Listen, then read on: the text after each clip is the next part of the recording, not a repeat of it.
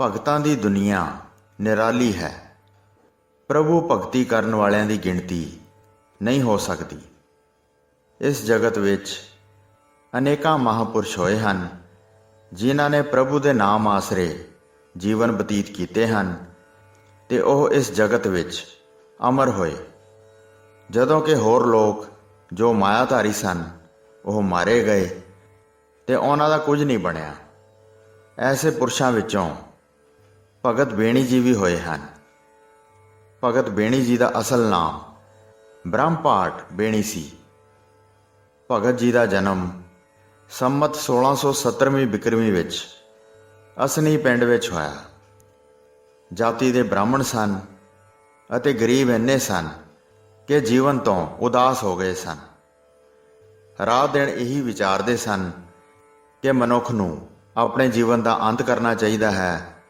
ਕੀ ਪਤਾ ਮਰਨ ਤੋਂ ਬਾਅਦ ਅਗਲੇ ਜਨਮ ਵਿੱਚ ਮੈਂ ਸੁਖੀ ਹੋ ਜਾਵਾਂ।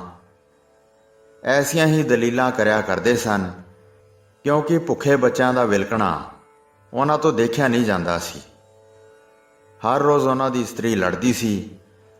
ਉਹ ਐਸੇ ਮਾਇਆ ਘਾਟੇ ਦੇ ਦੁੱਖਾਂ ਤੋਂ ਤੰਗ ਆ ਗਏ ਸਨ ਤੇ ਹਰ ਰੋਜ਼ ਮਨ ਹੀ ਮਨ ਕਲੇਸ਼ ਕਰਦੇ ਸਨ। ਉਹ ਉਦਾਸ ਹੋ ਕੇ ਘਰੋਂ ਚੱਲ ਪਏ। ਸਬੱਬ ਨਾਲ ਰਾਹ ਵਿੱਚ ਉਹਨਾਂ ਨੂੰ ਇੱਕ ਮਹਾਂਪੁਰਸ਼ ਮਿਲਿਆ। ਉਸ ਨਾਲ ਬਚਨ ਬਿਲਾਸ ਹੋਏ ਤਾਂ ਮਹਾਂਪੁਰਸ਼ਾਂ ਨੇ ਪੁੱਛਿਆ, ਹੇ ਬੇਣੀ, ਕਿੱਧਰ ਚੱਲਿਆ ਹੈ? ਭਗਤ ਬੇਣੀ ਜੀ ਨੇ ਕਿਹਾ, ਮਹਾਰਾਜ ਜੀ, ਕੀ ਦੱਸਾਂ, ਘਰ ਵਿੱਚ ਗਰੀਬੀ ਬਹੁਤ ਹੈ। ਇਸ ਨੰਗ ਭੁੱਖ ਦੀ ਦਸ਼ਾ ਨੇ ਦੁਖੀ ਕੀਤਾ ਹੈ। ਸਮਝ ਨਹੀਂ ਆਉਂਦੀ ਕੀ ਕਰਾਂ। ਇਹੋ ਚਿੱਤ ਆਉਂਦਾ ਹੈ ਕਿ ਮਰ ਹੀ ਜਾਵਾਂ। ਇਸਤਰੀ ਤੇ ਬੱਚੇ ਆਪੇ ਭੁੱਖ ਨਾਲ ਮਰ ਜਾਣਗੇ। ਐਸਾ ਵਿਚਾਰ ਕੇ ਬਾਹਰ ਨੂੰ ਚੱਲਿਆ ਹਾਂ। ਮਹਾਂਪੁਰਸ਼ਾਂ ਨੇ ਕਿਹਾ, ਮਰਿਆਂ ਦੁੱਖ ਦੂਰ ਨਹੀਂ ਹੁੰਦੇ। ਆਤਮ ਘਾਤ ਕਰੇਗਾ ਤਾਂ ਆਤਮਾ ਦੁਖੀ ਹੋਏਗੀ, ਨਰਕਾਂ ਦਾ ਭਾਗੀ ਬਣੇਗਾ। ਮਿਹਨਤ ਕਰ। ਜੇ ਹੋਰ ਮਿਹਨਤ ਨਹੀਂ ਕਰਨੀ ਤਾਂ ਪ੍ਰਭੂ ਭਗਤੀ ਦੀ ਹੀ ਮਿਹਨਤ ਕਰਿਆ ਕਰ। ਜੋ ਭਗਤੀ ਕਰਦਾ ਹੈ ਪਰਮਾਤਮਾ ਉਸ ਦੀਆਂ ਸਾਰੀਆਂ ਕਾਮਨਾਵਾਂ ਪੂਰੀਆਂ ਕਰਦਾ ਹੈ। ਜੀਵਾਂ ਦੀ ਚਿੰਤਾ ਪਰਮਾਤਮਾ ਨੂੰ ਹੈ।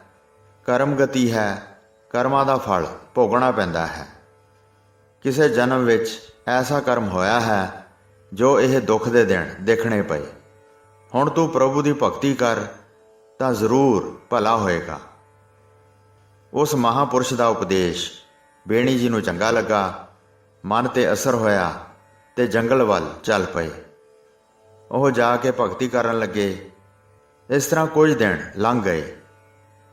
ਭਾਈ ਗੁਰਦਾਸ ਜੀ ਨੇ ਇੱਕ ਸ਼ਬਦ ਉਚਾਰਿਆ ਹੈ, ਗੁਰਮੁਖ ਬੇਣੀ ਭਗਤ ਕਰ, ਜਾਏ ਏਕਾਂਤ ਬਹਿ ਲਿਵ ਲਾਵੈ, ਕਰਮ ਕਰੈ ਅਧਿਆਤਮੀ, ਹੋਰਸ ਕਿਸੈ ਨਾ ਅਲਖ ਲਖਾਵੈ, ਘਰ ਆਇਆ ਜਾ ਪੁੱਛੀਐ, ਰਾਜ ਦੁਆਰ ਗਿਆ ਆਲਾਵੈ, ਘਰ ਸਭ ਵਥੂ ਮੰਗੀਆਂ, ਵਲ ਛਲ ਕਰਕੇ ਝੱਤ ਲੰਘਾਵੈ, ਵੱਡਾ ਸਾਂਗ ਵਰਤਦਾ, ਉਹ ਇੱਕ ਮਨ ਪਰਮੇਸ਼ਰ ਧਿਆਵੈ, ਪੈਜ ਸਵਾਰੈ ਭਗਤ ਦੀ, ਰਾਜਾ ਹੋਏ ਕੈ ਘਰ ਚਲ ਆਵੈ, ਦੇ ਦਿਲਾਸਾ ਤੁਸੀਂ ਕੈ, ਅਣਗਣਤੀ ਖਰਚੀ ਪਹੁੰਚਾਵੈ, ਉਥੋਂ ਆਇਆ ਭਗਤ ਪਾਸ, ਹੋਏ ਦਇਆਲ ਹੇਤ ਉਪਜਾਵੈ, ਭਗਤ ਜਨਾ ਜੈਕਾਰ ਕਰਾਵੈ।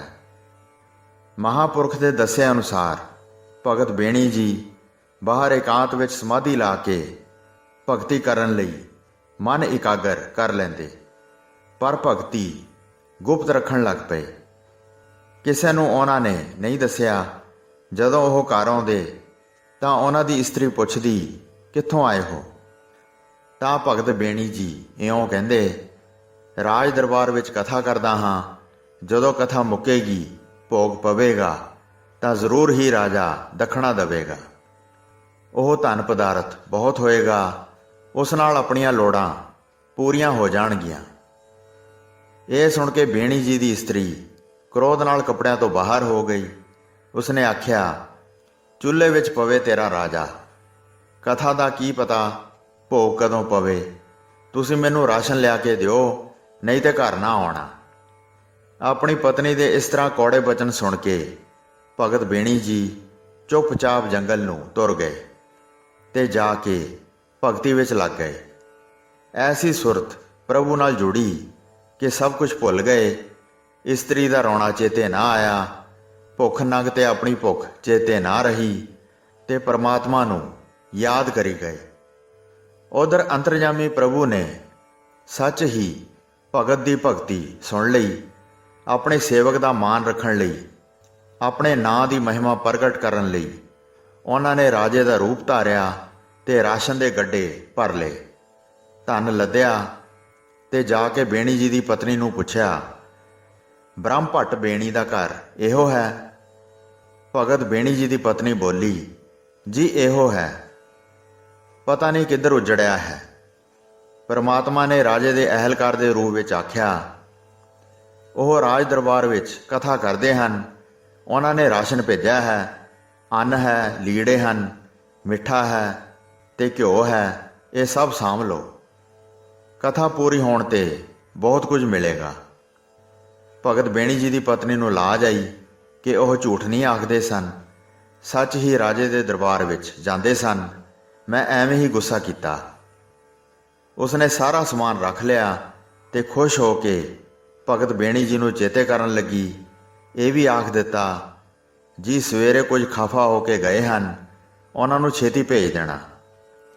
ਪ੍ਰਭੂ ਇਹ ਲੀਲਾ ਦੇਖ ਕੇ ਪ੍ਰਸੰਨ ਹੋ ਗਏ ਤੇ ਸਿੱਧੇ ਭਗਤ ਬੇਣੀ ਜੀ ਕੋਲ ਪੁੱਜੇ। ਉਹਨਾਂ ਨੂੰ ਜਾ ਕੇ ਸੁਰਤ ਵਿੱਚ ਲਿਆਂਦਾ ਤੇ ਆਖਿਆ, ਹੋਸ਼ ਕਰ, ਤੇਰੀ ਭਗਤੀ ਪ੍ਰਵਾਨ ਹੋਈ, ਜਾ ਤੇਰੀਆਂ ਸਾਰੀਆਂ ਲੋੜਾਂ ਪੂਰੀਆਂ ਹੋਈਆਂ, ਕਿਸੇ ਗੱਲ ਦੀ ਘਾਟ ਨਹੀਂ ਰਹੀ।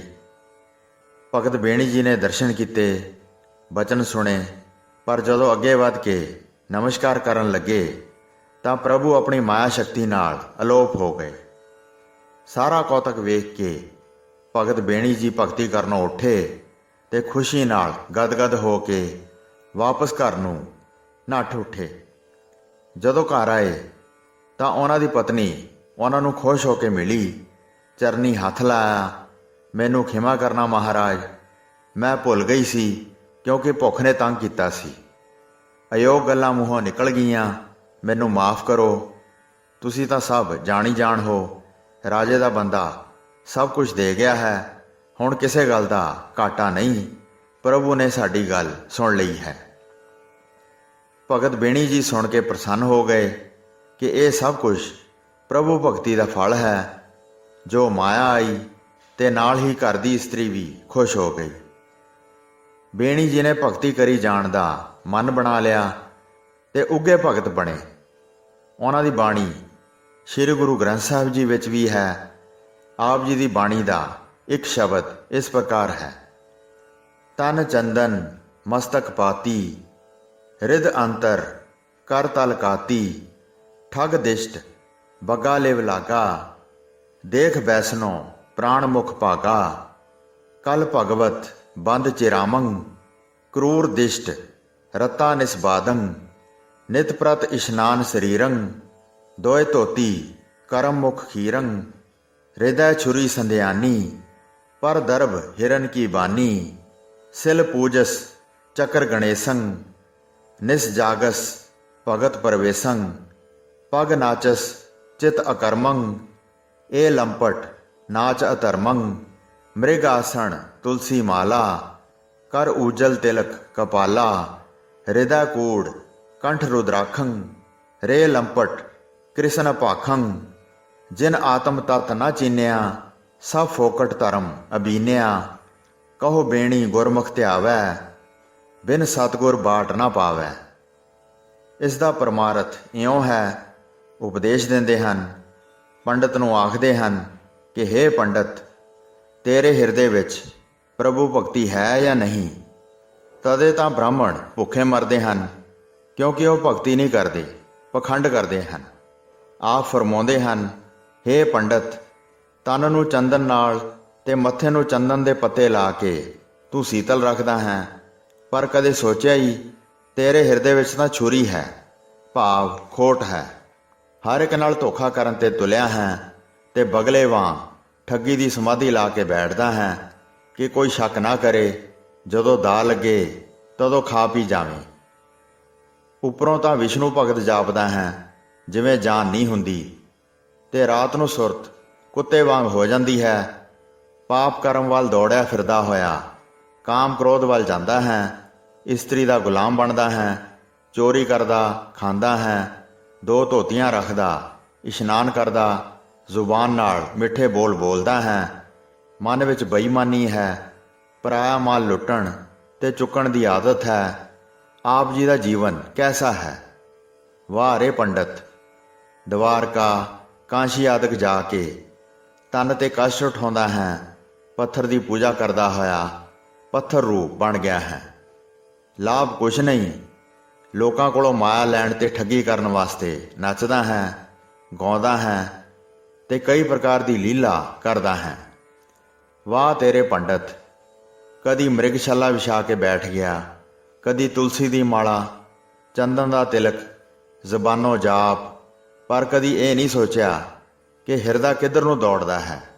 ਖਿਆਲ ਤਾਂ ਨਾਰੀ ਭੋਗ ਵੱਲ ਨੱਠਦੇ ਹਨ। ਹੇ ਪੰਡਤ, ਇਹ ਪਖੰਡ ਹਨ।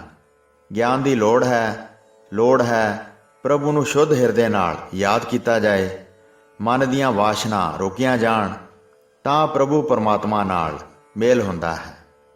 ਐਸਾ ਉਪਦੇਸ਼ ਭਗਤ ਬੇਣੀ ਜੀ ਨੇ ਦਿੱਤਾ। ਪਰਮਾਤਮਾ ਨੇ ਐਸਾ ਭਾਗ ਲਾਇਆ ਕਿ ਉਹਨਾਂ ਦੇ ਘਰ ਵਿੱਚ ਕੋਈ ਵੀ ਘਾਟ ਨਾ ਰਹੀ, ਉਹ ਭਜਨ ਬੰਦਗੀ ਕਰਦੇ ਰਹੇ। ਅੱਜ ਉਹਨਾਂ ਦੇ ਨਗਰ ਅਸਨੀ ਵਿੱਚ ਉਹਨਾਂ ਦੀ ਯਾਦ ਮਨਾਈ ਜਾਂਦੀ ਹੈ। ਪ੍ਰਭੂ ਨੂੰ ਜੋ ਚੇਤੇ ਕਰਦੇ ਹਨ, ਲੋਕ ਉਹਨਾਂ ਨੂੰ ਚੇਤੇ ਕਰਦੇ ਹਨ। ਐਸੀ ਨਾਮ ਦੀ ਮਹਿਮਾ ਹੈ। ਹੇ ਜਗਿਆਸੂ ਜਨੋ, ਤੁਸੀਂ ਵੀ ਭਗਤੀ ਕਰੋ, ਨਾਮ ਦਾ ਸਿਮਰਨ ਕਰੋ, ਤਾਂ ਕਿ ਕਲਯੁਗ ਵਿੱਚ ਤੁਹਾਡਾ ਕਲਿਆਣ ਹੋ ਸਕੇ। ਵਾਹਿਗੁਰੂ ਜੀ ਕਾ ਖਾਲਸਾ, ਵਾਹਿਗੁਰੂ ਜੀ ਕੀ ਫਤਿਹ।